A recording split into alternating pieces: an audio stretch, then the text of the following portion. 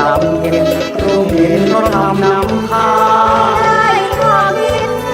มีผู้แสงสว่างประคำนำทางและประคำนำใจ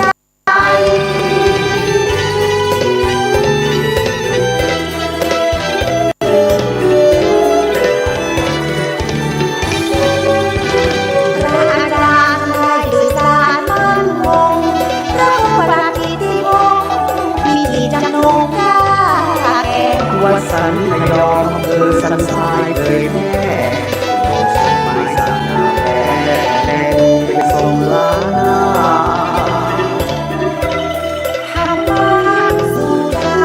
ให้ท่านได้ห่างโรคภัยพบสุขสดชื่นรักษา หลักคิดหลักธรรมมีพลังกิ่งกล้าเชิญฟังเถิดนะ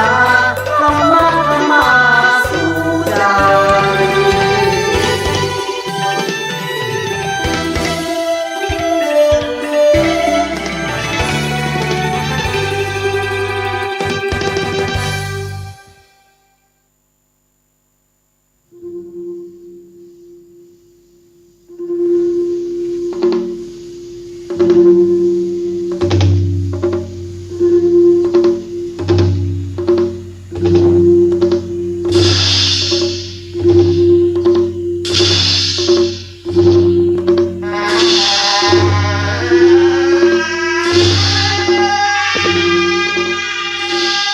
ขอเชิญร่วมกระทำบุญทอดกระถินสามัคคีประจำปี2565 วันอาทิตย์ที่30 ตุลาคม เวลา 9:39 นาทีเริ่มพิธีทอดถวายณวัดสังขยอมตำบลสันทรายน้อยอำเภอสันทรายจังหวัดเชียงใหม่เพื่อสมทบทุนแต่งศาลาปฏิบัติธรรมถึงพัฒนาคุณธรรมขอเชิญมาร่วมกระทำบุญได้ตั้งแต่วันนี้เป็นต้นไปครับสวัสดีครับ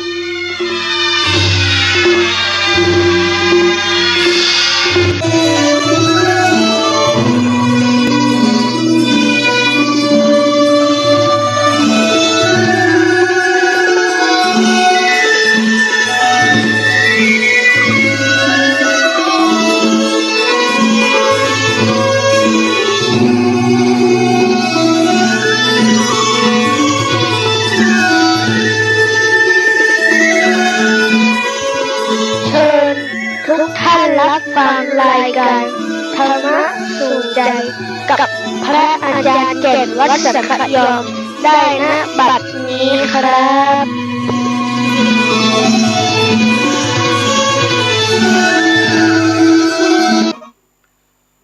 ธรรมะสู่ใจบ่ายโมงมาแล้ว เสียงดังแจ้วแจ้ว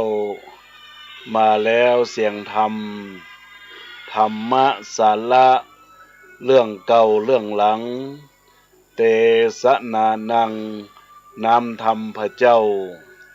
ตำนานโบราณนมนานเนื้อเจ้าเอามาก้อนไกใจความสัพเพเหระสิ่งใดละหลวมรวบรวมใจความทูที่แจ้งเล่าเก่าเล่าใหม่ขยายแจ้งด้วยแสงแห่งธรรมะน้ำธรรมคำสอนล้วนมีสาระได้นำมาแจกแจงได้เข้าใจแจ่มแจ้งแดงแจ้งหายละแวงในบทบาทถ้อยหูแล้วหูแถมเอาจนเป่งป้อยบ่ได้มอยดังพร้อยตั้งใจฟังป้อนนานป้อนน้อยแปลงใจหวานดังตาลอ้อยคอยฟังสาระธรรมะย่อมบ่ละหลังขอเชิญจวนฟัง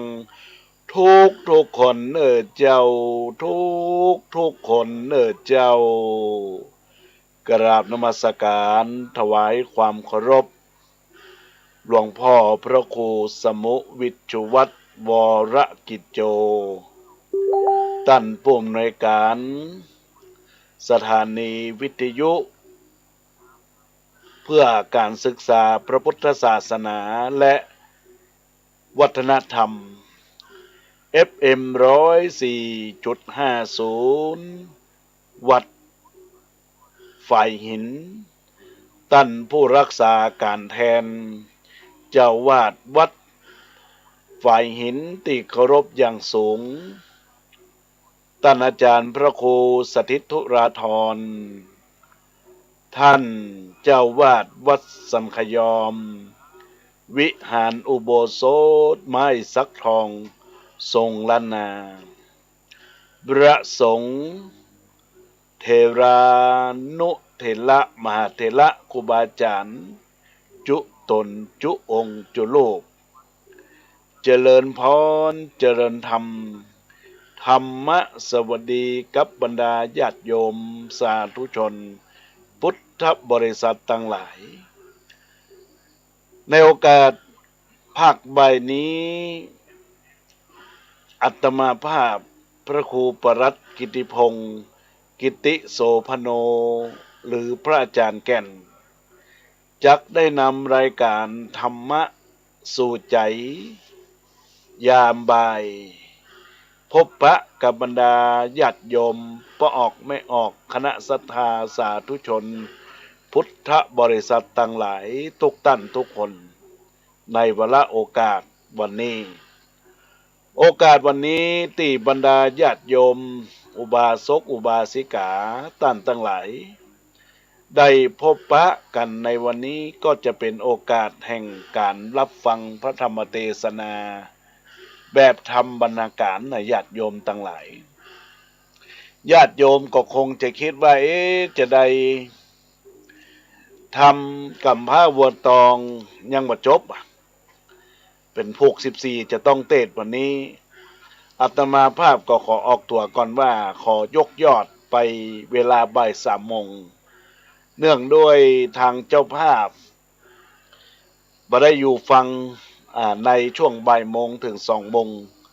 เปิ้นจะอยู่ฟังในเวลาบ่าย3 โมงอาตมาภาพก็ขอเวลากับบรรดาญาติโยมว่าในเวลานี้เราจะได้นำธรรมะสารธรรมเวลาโอกาสนี้เป็นโอกาสฟังบรรยายธรรมเป็นธรรมบรรณาการเพราะฉะนั้นญาติโยมพุทธบริษัทต่างหลายก็ได้เข้าอกเข้าใจกันซึ่งกันและกันศรัทธาญาติโยมอยากจะฟังพวกที่3ก็ติดตามไปฟังกันได้ที่คลื่นวิทยุ96 FM 96วัดพระบรมธาตุเจ้าดอยสุเทพได้ในญาติโยมทั้งหลายก็จะเทศในเวลาบ่าย3 โมงเวลาบ่าย3 โมงถึงเวลา4 โมงของรายการธรรมะยามบ่าย3ญาติโยมสาธุชนพุทธบริษัทต่างหลายทุกท่านทุกคนในโอกาสการฟังธรรมบรรณาการในโอกาสบ่ายนี้อาตมาภาพก็จะได้หยิบยกสารธรรมเกี่ยวข้องกับชีวิตของคนเราเกี่ยวข้องกับการเป็นอยู่ในหลักของการเป็นผู้ที่มีความดีงามเกิดขึ้นกับตนตัวเกี่ยวข้องกับตนตัวว่าทุกคนเราท่านทั้งหลายเมื่อเราท่านทั้งหลายได้มีโอกาสเป็นอยู่ในชีวิตแล้วชีวิตของเราจะอยู่อย่างใดที่มีคุณค่าที่มีคุณภาพอาตมาภาพก็หยิบยกเรื่องหนังสือเรื่องพระเจ้าเสือซึ่งก็ได้ค้นคว้าหรือได้อ่านไว้แล้วก็มีความน่าคิดในญาติโยมโดยเฉพาะนึกถึงบุญวาสนาของคนเราพระเจ้าเสือเมื่อครั้งพระองค์ได้ครองราชสมบัติในสมัยกรุงศรีอยุธยาพระองค์ก็มักจะเสด็จไปนมัสการพระพุทธบาทเป็นประจำทุกปีโดยใจเหือเป็นที่ประทับมีอยู่คราวหนึ่งเมื่อเหือและพระที่นั่งได้ออกจากพระราชวังไปบ่นานเท่าใดนัก ผีพายคนหนึ่งก็เรียบไปเห็นมหาดเล็กคนสนิทซึ่งนั่งอยู่ใกล้กับบัลลังก์ที่ประทับของพระเจ้าอยู่หัวโดยบ่ได้ทำหน้าที่อันหยังในตอนนั้นเขาก็จึงนึกถึงความอิจฉาตาร้อนขึ้นมาทันทีจึงได้อุทานกล่าวขึ้นมาอย่างลอยๆเป็นเชิงประชดว่าคนเหมือนกันนี้พายเรือต่อไปได้มานานมหาดเล็กคนสนิทรู้สึกง่วงก็จึงค่อยๆเอนตัวลงนอนลับข้างบัลลังก์ที่มีการประทับนั่นเองคราวนี้เจ้าผีพายหันมาเจอเขารู้สึกเดือดดาลเป็นกำลังจึงโปร่งออกมาอย่างดังๆอีกว่าคนเหมือนกันนี่ว่าคนเหมือนกันนี่ว่าพระเจ้าเสือในญาติโยมทั้งหลายก็ยังทรงประทับคำพูดของเจ้าฝีพายเจ้าขี้โม้คนนั้นทรงคาดเหตุการณ์ได้ถูกว่ามีผีพายคนนั้นเห็นมหาดเล็กคนสนิทนั่งอยู่เฉยๆโดยบ่ได้ทำอันหยังคงจะนึกอิจฉาริษยาขณะที่ตัวเองพายเรือพระที่นั่งอยู่แง่งแง่งเหงื่อไหลไข้ย้อยมหาดเล็กคนสนิทก็รับปุ๋ยอยู่ข้างบัลลังก์ที่ประทับมันก็น่าเจ็บใจน้อยไปหรือพอมาถึงยังพระพลาที่ประทับแหลมระหว่างของแห่งหนึ่งบังเอิญพระองค์ก็ทรงได้ยินได้ฟังเสียงลูกของสุนัขร้องอยู่ใต้ถุนตำนักพันทรงนึกถึงคำพูดที่ว่าคนเหมือนกันนี่ว่าคนเหมือนกันนะของเจ้าปีพายคนนั้นได้จึงทรงไหลไล่ยังมหาดเล็กผู้ใกล้ชิดทั้งหมดไปเสียหมดญาติโยมทั้งหลายแล้วก็ทรงรักษาให้ผีพายคนนั้นเข้าเฝ้าตัดถามว่าเสียงอันยังมันร้องอยู่ใต้ถุนเจ้าลองไปดูเหรอที่เจ้านั้นรีบตาลีตาลานคานเข้าไปใต้ถุนตำหนักพอเรียกเจ้าสุนัขที่กำลังตกลูกตัวอันก็รีบกลับมากราบทูลพระเจ้าอยู่เหนือหัวทราบว่าขอเดชะสุนัขตกลูกพะยะค่ะ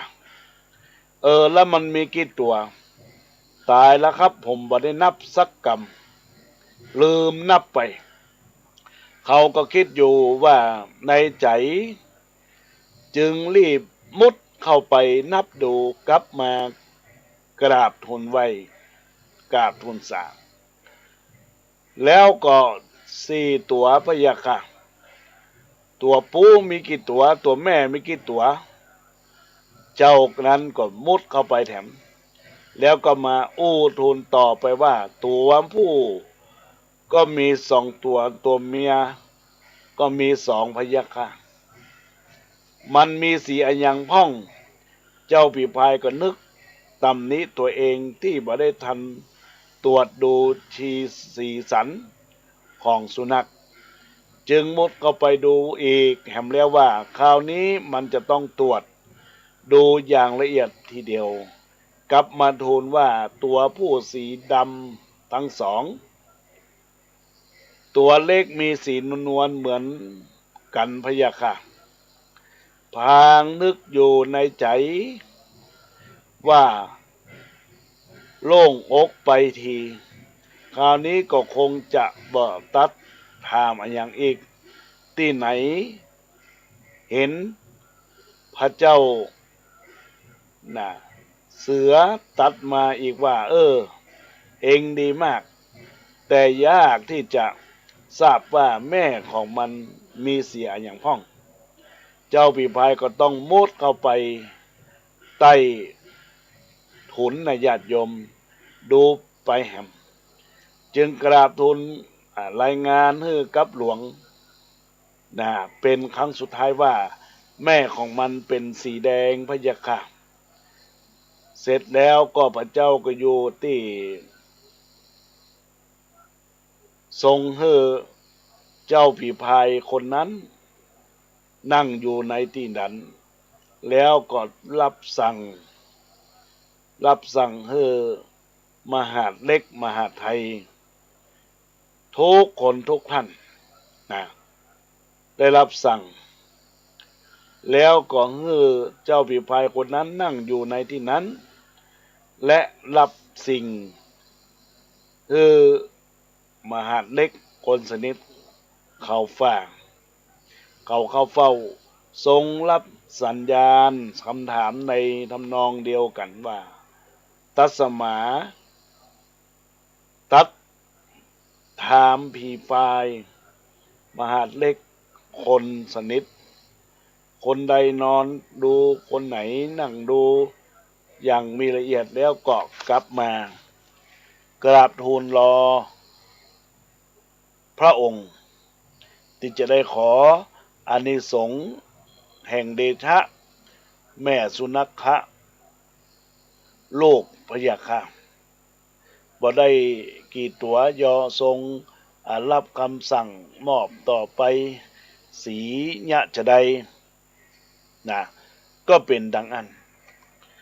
ญาติโยมสาธุชนแม่ของมันสีอัญญังสีแดงพยาค่ะมหาเลขคนนั้นก็สนิทมุดเข้าไปดูใต้ทุนเพียงครั้งหนึ่งต่ออันก็สามารถกราบทูลรายงานให้พระเจ้าอยู่หัวทรงทราบโดยละเอียดในขณะที่ผีพายคนนั้นต้องมุดเข้าไปแล้วเราก็หาครั้งมหาไทยของคนหนึ่งโบยเข้าไปหลายที่หลายทางต่อหน้าพระที่นั่งก็เป็นการดีญาติโยมทั้งหลายเป็นการสั่งของให้คนได้รู้ว่าเป็นคนเหมือนเกาะจริงแต่มันบ่ได้เหมือนกันก็คนนะนิทานเรื่องนี้ก็แอบแฝงได้เกี่ยวข้องกับความผิดปกติของตัวเองเป็นเรื่องที่น่าสนใจอย่างมากเพราะคนเหล่านั้นมีความหมายญาติโยมทั้งหลายแล้วก็บ่เหมือนกันและคนบ่ไปกันนะทุกอย่างก็ย่อมไปแต่ได้แก่กันย่างต่างๆจดหมายต่างบุญต่างกรรมใครทำดีไว้บางก็บ้างไปด้วยบุญทำความชั่วเกิดความดีอันเกิดขึ้นแล้วก็ทำให้เฮานั้นต้องมันกระทำหรือจะต้องทำให้มีความสุขความเชื่อเสื่อมเสียพานั่นอยู่ที่ภาวะผู้นำอยู่ที่การกระทำของผู้นำที่จะมีต่อของลูกหรือต่อที่มันถูกก็ลองดูนะญาติโยมทั้งหลายเพราะฉะนั้นพุทธสุภาษิตที่ได้กล่าวไว้ว่าสุขโขปุญญัสสะอุจจโยการสั่งสมบุญนำความสึกมาโหตเราญาติโยมทั้งหลายอาจจะมีแนวทางคิดอันเดียวกันว่าช่วงระยะเวลาที่เรามีหน้าที่ตำแหน่งสูงจะเป็นเศรษฐีมหาเศรษฐีก็จะมีความสู้ทั้งหมดสามารถที่จะมีความอดทนอดกลั้นถึงขั้นโสดาปฏิผลสิ่งเหล่านี้ถ้าเขาได้รับการอบรมในการสอนก็ยิ่งดีขึ้นมาเพราะฉะนั้นแล้วศรัทธาญาติโยมท่านทั้งหลายทุกท่านทุกคนได้รับฟัง รายการอยู่ในขณะนี้ก็ต้องขอเจริญพรกับบรรดาสาธุชนพุทธบริษัททั้งหลายทุกท่านทุกคนที่มีความตั้งอกตั้งใจเป็นผู้มีศีลสมาธิและปัญญาที่เกิดเพิ่มพูนเกิดกับตนตัวได้นะญาติโยมทุกท่านทั้งหลาย ตอนนี้อาตมาภาพได้อูจาทักทายกับบรรดาญาติโยมโดยการใช้ธรรมะที่ขัดเกลาอย่างที่เราได้ฟังและก็ได้เล่ากันมาว่าในสิ่งสำคัญเมื่อเราพบพระพุทธศาสนาทุกสิ่งทุกอย่างย่อมเป็นการปฏิบัติญาติโยมบ่สามารถจะปฏิบัติได้นั้นก็ต้องฝากมาร่วมกันทำบุญสุนทานตามกาลเวลาแล้วบางผู้บางท่านที่ได้มาแล้วแต่ยังไม่ได้ร่วมบุญร่วมกุศลของทางวัดก็จะขอเน้นย้ำเอาไปตานที่เวลามีการตกแต่งของหลังจากวัดก็จะมีการทดสอบการประพฤติสิ่งที่เกิดขึ้นดีงามในตนตัวของเราต่างหลายเนอะดังนั้นแล้วศรัทธาญาติโยมสาธุชนพุทธบริษัททั้งหลายในช่วงภาคบ่ายนี้เวลาบ่ายโมงถึง2 โมงก็เป็นหน้าที่ของอาตมาภาพที่จะได้ขยายผลในสิ่งที่เกิดขึ้นกับตนตัวของเราท่านทั้งหลายตอนนี้ก็เชิญศรัทธาญาติโยมได้รับฟังสิ่งดีๆจากทางรายการจะนำมาอูจาพบปะกับบรรดาญาติโยมสาธุชนพุทธบริษัททั้งหลายทุกท่านทุกคนเพื่อเป็นการสร้างบารมีธรรมแล้วก็ยังสร้างคุณงามความดีให้กับละอ่อนด้วยกันรักษาในโอกาสนี้ตัวเนื่องจากโยมและท่านทั้งหลายเพราะฉะนั้นในโอกาสนี้ก็จึงต้องขอผู้เชี่ยวชาญได้ออกมาตนตัวของเราท่านทั้งหลายคิดมือดีทำมือดีแล้วก็สิ่งผลสกรบมันจะมาเกิดขึ้นกับตัวของคนเฮาและตัวของท่านทั้งหลายตัวเองตอนนี้อาตมาภาพจะได้เปิดโอกาสบรรดาญาติโยมได้ฟังเข้าห้ำภาษาไทยส่วนตนตัวของปีไอก็ได้มีส่วนร่วมกับการตั้งยังเจรการตั้งยังวงศถาเนาะในโอกาสนี้ขออนุโมทนาขอบคุณกับทุกคนทุกท่านตัวที่ได้รับฟังตอนนี้จะได้ขั้นรายการสักเล็กน้อยในญาติโยมเพื่อการสร้างกุศลคุณงามความดีแม้ว่าในสิ่งใดที่บรรดาญาติโยมได้ทำการอาบน้ำเรียบร้อยอาบน้ำจิตน้ำใจอ่านกายอ่านวาจาใจแล้วช่วงแรงก็ตั้งอกตั้งใจรับฟังแล้วก็ปฏิบัติตามท่าไปตัวเนอญาติโยมท่านทั้งหลายตอนนี้ท่านใดที่หมุนเลื่อนไปอื่นจะไปฟังเตื้อเป็นมันเป็นสิ่งที่เราท่านทั้งหลายกำลังช่วยกันพัฒนาหมู่บ้านจะได้เกิดความดีงามกับคนตัวบริษัทญาติโยมสาธุชนทั้งหลายทุกท่านทุกคนตอนนี้ก็อนุโมทนาขอบคุณกับท่านเจ้าภาพโรงทานที่แจ้งความประสงค์กับทางวัดสังกยอมก็จังได้มีการทำบุญสุนทรในช่วงเจ้ามีสุจตาเลี้ยงเพลเสร็จแล้วก็ญาติโยมทั้งหลายก็รอในการสร้างบารมีธรรมโดยการสืบต่อไปเนอก็อนุโมทนาขอบคุณ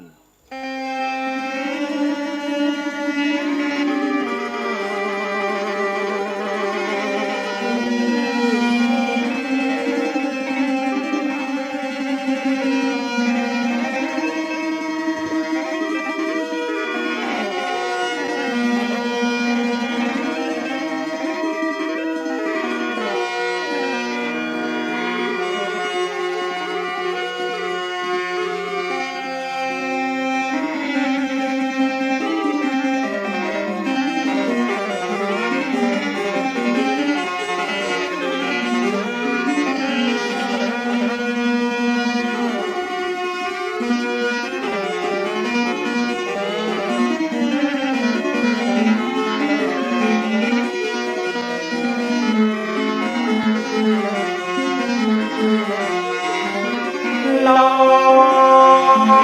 น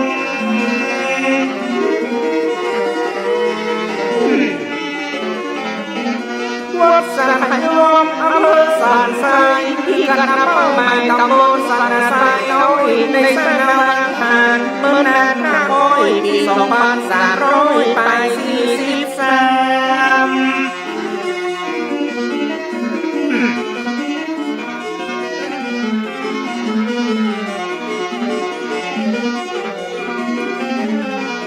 เมื่อยุคเก็บพักใส่ซาก็เก็บผ้าใส่เมืองน้ำพ้นความมาฝืนเครื่องในรุ่งเรืองเบ่งว่าสมัยพญาเจ้ากาลีละได้ผ่านชนะหมดภาวะสงครามฟื้นบ้านฟื้นเมืองคุมเมืองน้ำเมืองไฟผู้คนนั้นเปลี่ยนถ่ายโยกย้ายลายลามที่นายสมควรพบคนนี้จะสร้างวัดวาอารามไว้ประจำที่นั่น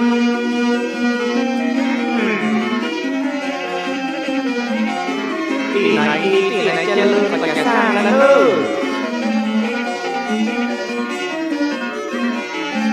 ชุมชนหลายหมู่กระจัดกระจายแคว้นแดนสันทรายก็มากมายเล่นนา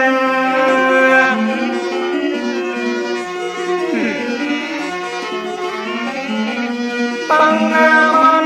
มีหมู่บ้านหนึ่งซึ่งมีความพร้อมกันใจเดียวน้อมมาแต่งต้องมาสร้างสาไม่รวมมาความคิดมีจิตศรัทธาจะสร้างวันมาของอารามขึ้นแล้วผู้บาปัญญา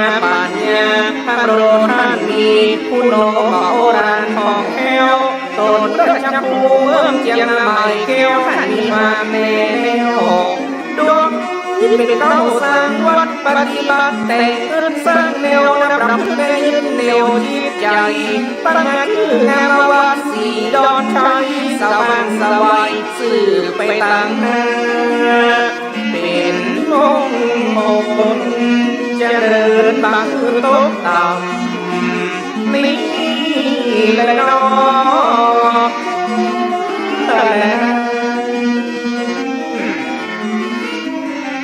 เป็นว่ามีครูบาปัญญาน้องอันนี้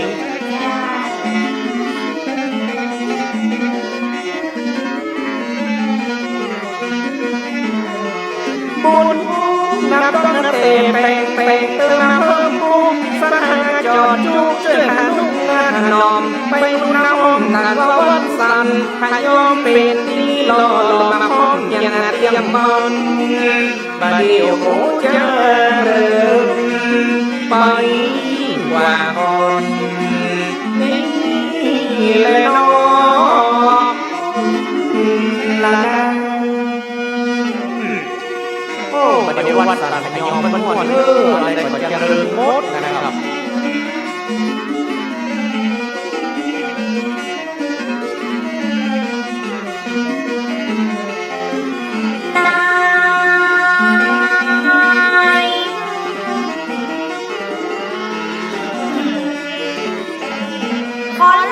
ประวัติวัดสันพยอมเก็บกาซ้อมแต่งซ้อมหินน้องเป็นกุศลผลบุญอุทิศถึงผู้ใดคิดร่วมคืนก็เป็น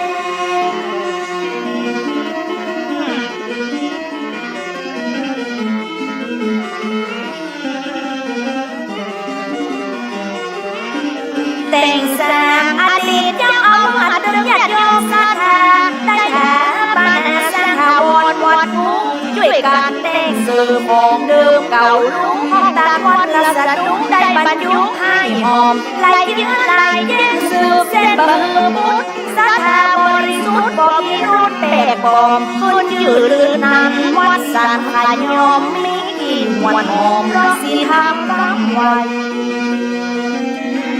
หอมยังดอกไม้น้องๆเจ้าหอมเหมือนดอกพยอมเจ้าให้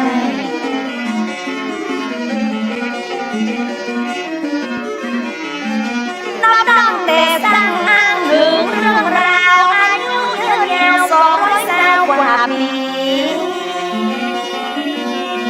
เมื่อนักเกณฑ์200 กว่าปีสืบได้ตั้งแต่ไทย โยนถือตื่นวัน ขอน้องครบยามสามดวงแก้วเจ้าผู้จังตาเฝ้าเจ้าใส่เก้าสั่งจอมอดีตจงเอาวาสันประยอมได้ปานีประนองส่องแสงเป็นปันผู้บางปาดเนื้อเป็นตนโหดที่ต่อแม้ก็ยังมีเก้าตัวดีสืบนำ สืบกันมาทีน้อง แล้ว ครูบาปัญญานำสถาญาติมิตรช่วยกันแต่งคิดน้องยิ้มติดตามร่มเย็นเด่นชัดสร้างวัดวาอารามสองสามสี่สามยามพุทธสังการอาธิการก้อนเกี่ยวกันระยะโนโนเจ้าสังโมสื่อพระโมบังขานดำรงมงคลตนที่ทรงทายาทเป็นเจ้าอาวาสต่อไป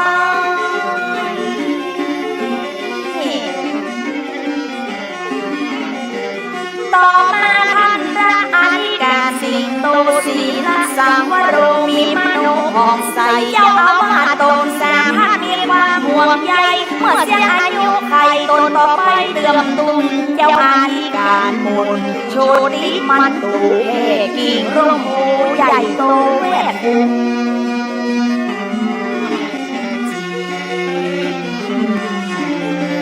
ตุ้มโอนโตสีลีพาเก่าเรื่องเจ้าเอาตนมาแก่กาสุโภอาการบุญมีพันธาสาโรเสียงคำคำสุดโยต่อเนื่องตลอดตนนาทีมุกโตทอดต่อมาการบุญพาพันโกสืบทอดพระมีพระธรรมมีพระนาลุหลอดวัดวาได้ต่อยอดย้อนยา สืบกันไปให้น้อยน้อง ตนยึดหมายแขวตนแปดก่อบรรลักคือพระอาธิการพระประเสริฐเศรษโทผู้บาตนเจ้าบุญเลิศอาสาโพหรือผู้บาโอปฏิหารประจิตตนเก่าสิบพันภูสาธิผู้ประพรสืบต่อคำสอนจากเดิมอ่อนก่อนเก่า สาธุสาธุเจ้า จริงแล้ว พระโมสาริมุราธรปัจจุบันสร้างสิ่งสำคัญในวัดนั้นมีหลายในเขตพื้นที่มี6 ไร่ใบกล้วยขยายตั้งแต่เก้าเด็กพระพราชธรรมพิสุภาสีมาที่เก้ากุมภา2516เสนาสนะสัพพะมรดกตกทอดถึงปัจจุบัน โอ้ใครให้มาไหว้มาด่ามาไม่ยอมขอเลิกครับ บูชาดีวัดมุกหิบรรยุพระธรรมลงปิดคำงดงามอัศจรรย์พระมหิเกศลักษณ์และสัตตพันธ์เป็นสิ่งยืนยันความดังเก่าเพื่อเป็นองค์ผู้วัดสูงปัสศาสนาสืบทอดกันมาแสวให้เป็น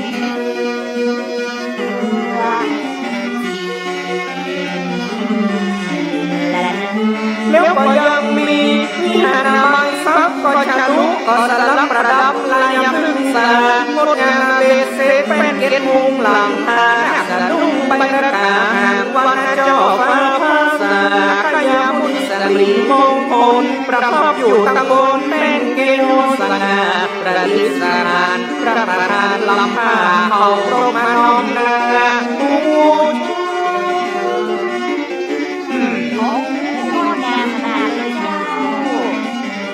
ถัดมายังมีพระอุโบสถไม้สักนาพระพุทธก็ยังงดงามตาไป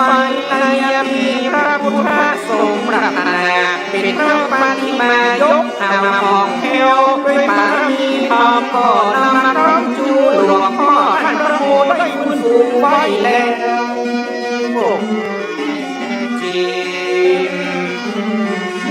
แล้ว หลวงพ่อท่านพระครูได้บุญคงไว้แล้วงดงามหอมแห้วทรงหน้าทรงตา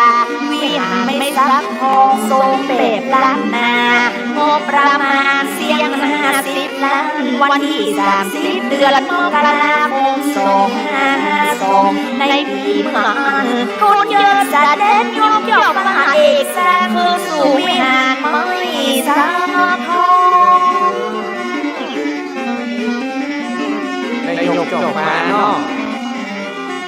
คณะสัทธามายุ่ยกันแต่งคิดคารวะบรรพชิตร่วมมือตื่นสองพระนามสอนย่อสดใสเรื่องรองพระองค์ประดิษฐ์สถานหน้าจั่ววิหารทรงหูต้นพยอมหอกดอกหอกผลเพื่อเกิดมงคลกับวัดสัทยอมนั้น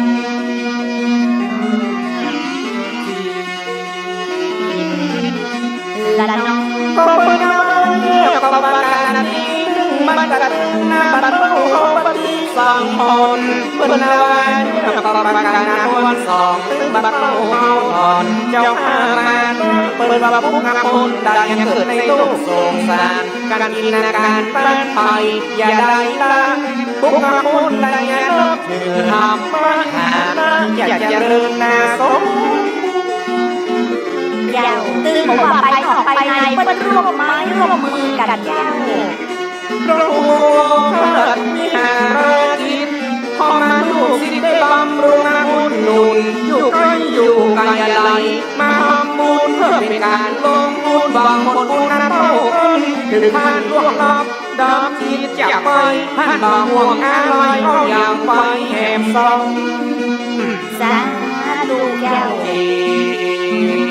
สร้างไว้เท่านั้น เมื่อนั้นยังมีพระเจดีย์ศักดิ์สิทธิ์ก่อสร้างประดิษฐ์ด้วยอิฐคือบุญได้พระวิหารตั้งฐานมั่งมูลยังเมื่อปลายรุ่นมีการบูรณะสร้างเสริมเติมตู้ห้องทองอย่างบูดังงานตั้งโชว์ใหญ่โตเป่งว่าเป็นที่ปูดยาแก่สักการะ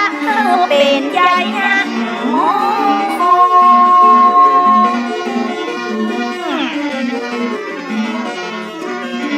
หอพระไตรปิฎกปกตั้งสร้างมา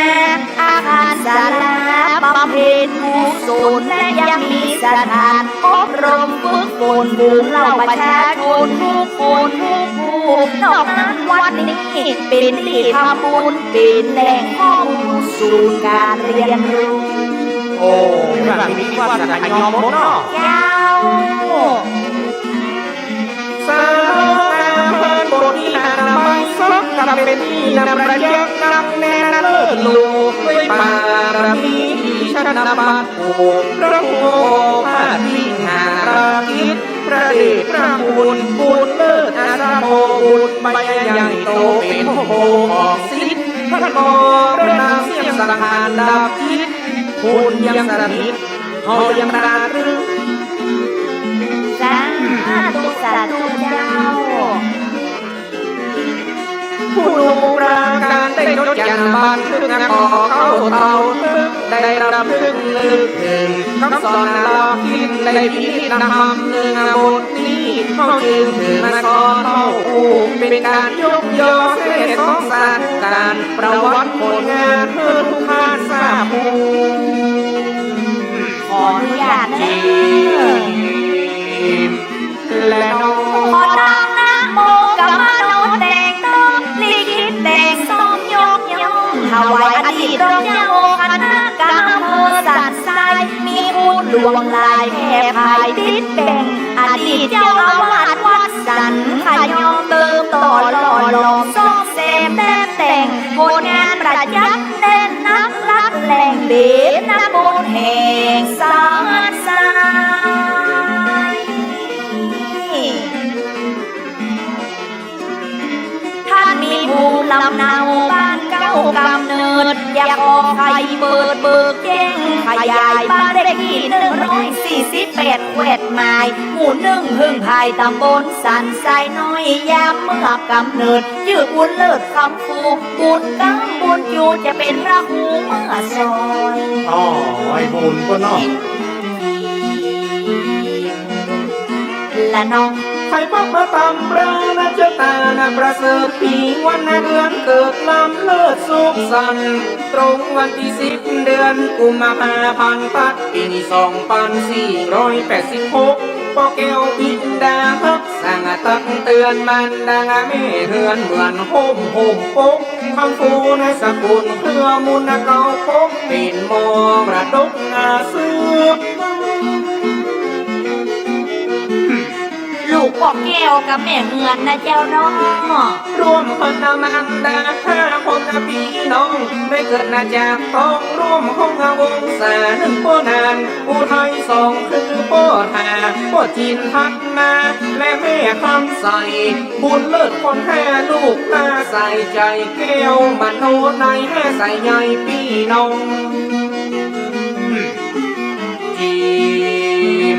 5 คนพี่น้องเกณฑ์การศึกษาท่านเรียนมาทั่วทีจบยันประทงสีดีงามแสนสมโรงเรียนสังขยงกล่อมเก่าอบรมลวดเข้าเป็นขยงน้องนางปฏิบัติปี2499เป็นนั่นน่ะ4 พฤษภาปีสันวันพัดเจ้าบรรพชาปรารถนายืนยัดอยู่ในร่มชัดนาธรรมมองอันนี้ปีที่ท่านบวชน้องเนาะยาววันที่24สวาตุเจ้าน้องให้หลวงปันยืนราธิการบุญชื่นอินทะโทโตคุณแม่เป็นพระอุปัชฌโยได้น้อมมโนสั่งสอนเมื่อเจ้าโลกพระธรรมนำความชุ่มเย็นเป็นสามเณรได้บำเพ็ญคำเจ้า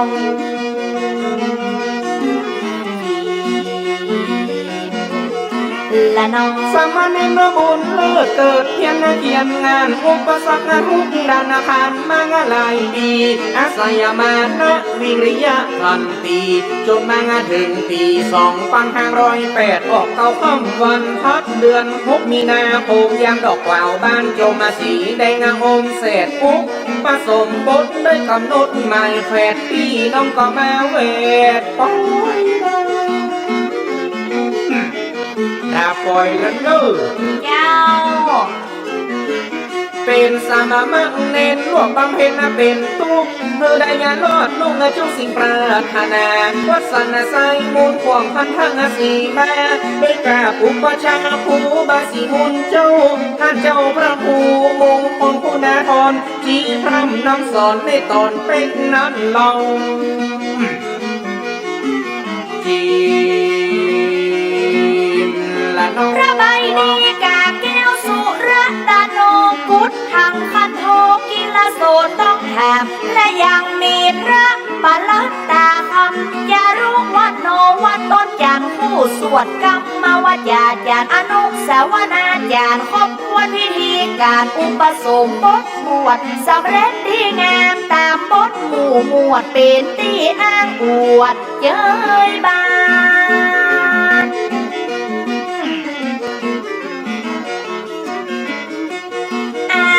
โหชายาประกาศหมายถึงผู้องค์อาจแคล้วขาดกล้าหาญเมื่อได้เป็นตุเพิ่มปุกสมบานฝึกฝนทนทานวิชาการหลายข้อนักธรรมจันเอกบ่ได้เบรกได้เบาปฏิบัติขั้นเก่าบรรจุเศร้ายอดทอง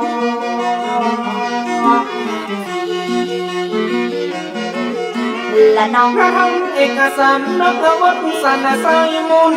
ปางเมื่อไปลุนท่านยังแสวงหาเพิ่มเติมมาสร้างสมมัธยมศึกษาเพื่อนำพัฒนาวัดวางสำเร็จการศึกษานอกโรงเรียนพระธาตุหางริงบุญชัยถึงเดินทางไกลโดยใจเดียวเด็ดจมมัธยม2541ก็สำเร็จแล้วต่อปริญญาวัดหลวงนะคุณบุญเลิศมหาจุฬาลงกรณราชวิทยาลัยท่านมีมโนในฝ่ายการศึกษาคณะพุทธศาสนาพุทธศาสนาเข้าไปเรียนวิชารุ่นที่49 ปี2545สำเร็จการศึกษานำความรู้วิชากรรมวัดวานีเราจีและน้องใบปริญญาการันตีเกณฑ์การศึกษาพิเศษ สำเร็จหลายทานหลักสูตรโรงเรียนพระสังฆาธิการสำนักสถานวัดพระสิงห์เชียงใหม่และหลักสูตรผู้สอนปริยัติธรรมฝ่ายแผนกธรรมน้อมนำใจใส่ลูกพระลูกเนรเกณฑ์กำลังใหญ่จักจูงให้ฟักไฟวิชา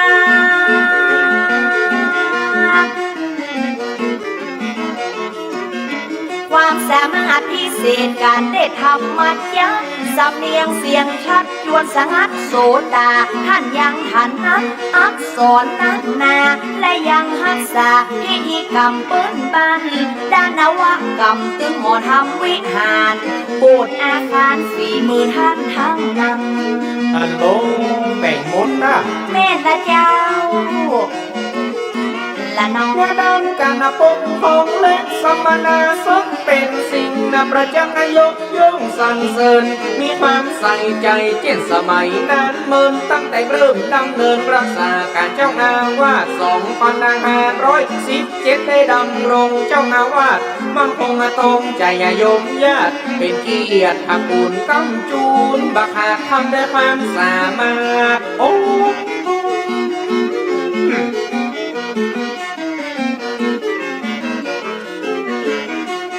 ปี2520ไปสัตว์ทางใดเพิ่งเข้ามาฝึกฝนเพราะเป็นประธานหน่วยอบรมประชาชนในเขตตำบลบ้านสันทรายน้อยเป็นผู้นำตุพระเอาธรรมะออกขยายเขตตำบลสันทรายได้สบายเรียบร้อย สุดยอดเลยยอดจันที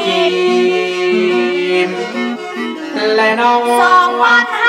2530มีประกาศเพลงองค์พระบาทเป็นพระราชกุศลวันที่5 ธันวาวันเฉลิมพระชนเป็นมิ่งมงคลได้เลื่อนสมณศักดิ์ท่านได้รับพระครูชั้นประทวนดีงานสูงควรเลิศล้วนเน้นนัก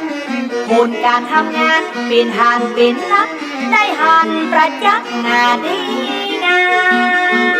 ม ได้รับมาวันที่5 ธันวาเนาะ เจ้า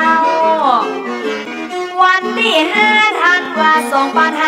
2536มีข่าวเปล่าปกยกเลื่อนติดตามพระครูสัญญาบัตรมีราชกินนามมงคลดีงามเลิกดีผ่องแผ้วพระครูโอภาสวิหารกิจความดีจากคิดได้สำเร็จผลแล้ว ได้เป็นท่านพระครูแล้วเนาะ ละน้อง ตำแหน่งเจ้าอาวาสวัดราชจันทร์โพยังมีมั่นโนพ่อพรหมวิ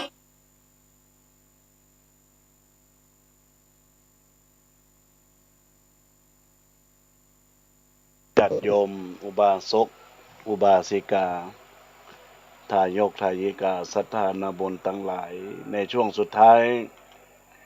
ของรายการที่บรรดาญาติโยมอุบาสกอุบาสิกาทุกคนทุกท่าน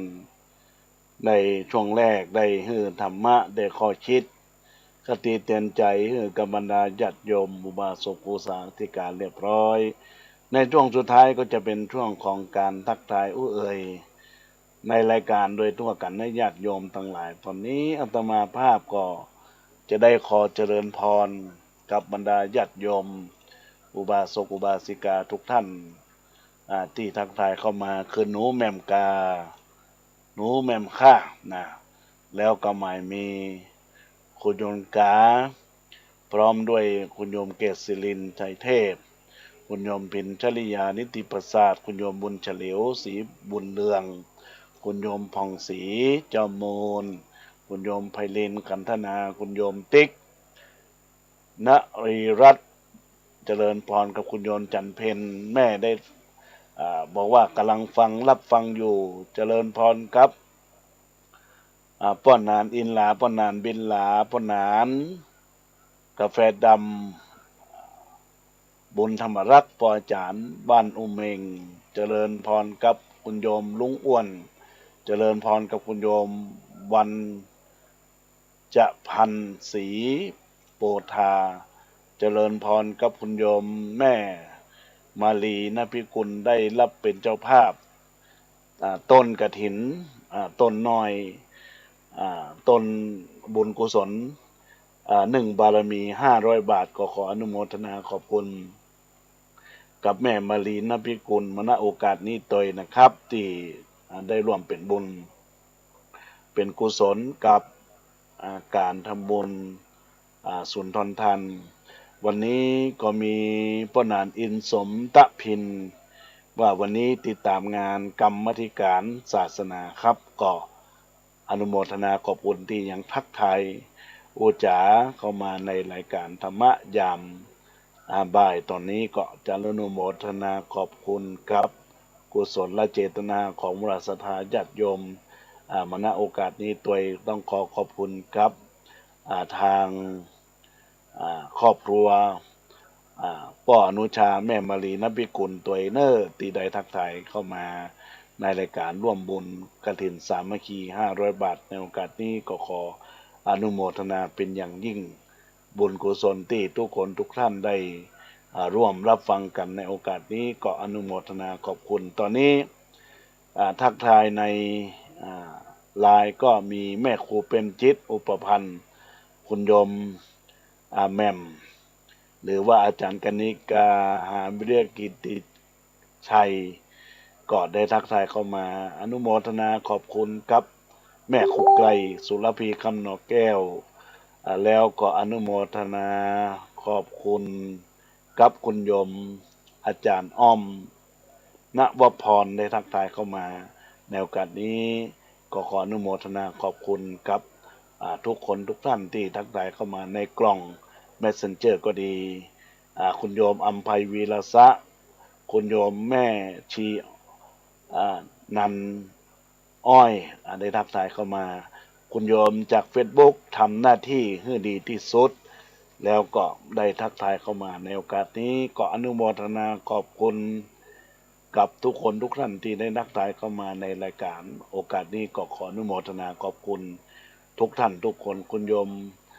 ได้ทักทายเข้ามาแล้วท่านใดอยากจะทักทายเข้ามาในสายรายการก็เจริญพรได้เนอะที่เบอร์โทรศัพท์0962629694 0962629694ทักทายเอ่ยเข้ามาในรายการได้นะญาติโยมและท่านทั้งหลายทักเข้ามาได้เป็นบุญเป็นกุศลกับทุกคนทุกท่านที่ได้รับฟังรายการในโอกาสนี้ก็เป็นบุญเป็นกุศลกับญาติโยมและท่านทั้งหลายทุกท่านทุกคนมาในโอกาสนี้ตัวเองอนุโมทนาขอบคุณกับคุณโยมเต้ยหนองแรงได้ทักทายเข้ามาในโอกาสนี้ก็ขออนุโมทนาขอบคุณกับทุกคนท่านก็คง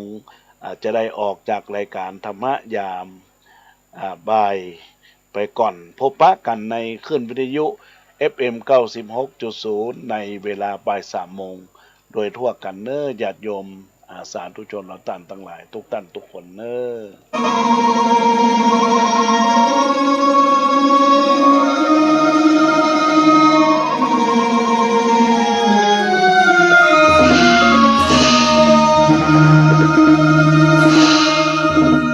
ขอเชิญร่วมเป็นเจ้าภาพเป็นศาลาปฏิบัติธรรมสู่พัฒนาคุณธรรมวสังขยอม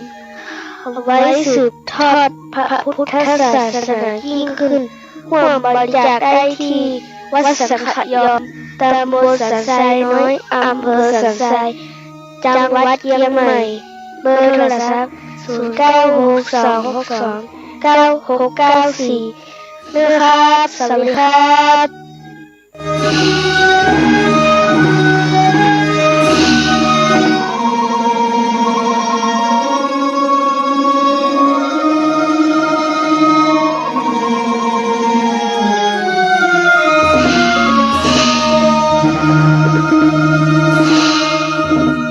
ขอเชิญร่วมเป็นเจ้าภาพเป็นศาลาปฏิบัติธรรมสู่พัฒนาคุณธรรมวสังขยอม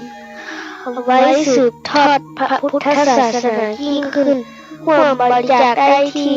วัดสังขยอมตำบลสันทรายน้อยอำเภอสันทรายจังหวัดเชียงใหม่เบอร์โทรศัพท์0962629694นะครับสวัสดีครับ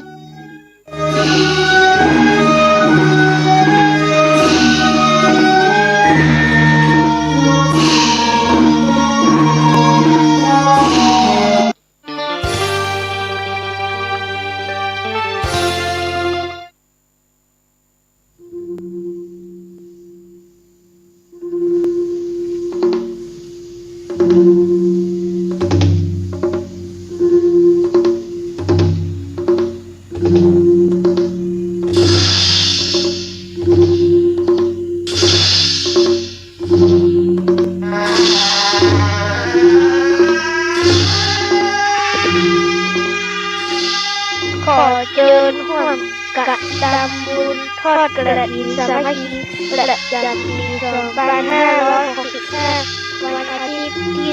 30ตุลาคมเวลา9:39 นาทีเริ่มพิธีทอดถวายณวัดสังฆยอมตำบลสันทรายไม้อำเภอสันทรายจังหวัดเชียงใหม่เพื่อสมทบทุนแต่งสาราปฏิบัติธรรมหรือพัฒนาคุณธรรมขอเชิญมาร่วมกระทำบุญได้ตั้งแต่วันนี้เป็นต้นไปครับสวัสดีครับ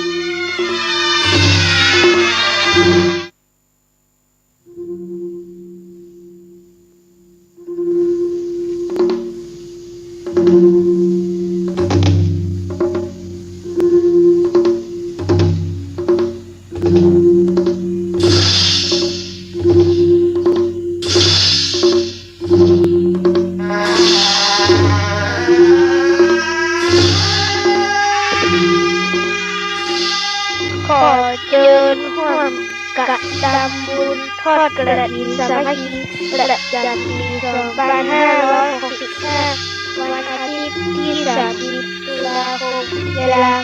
9:39 นาทีเริ่มพิธีทอดถวายณวัดสังฆยอมตำบลสันทรายไม้อำเภอสันทรายจังหวัดเชียงใหม่เพื่อสมทบทุนแต่งสาราปฏิบัติธรรมหรือพัฒนาคุณธรรมขอเชิญมาร่วมกระทำบุญได้ตั้งแต่วันนี้เป็นต้นไปครับสวัสดีครับ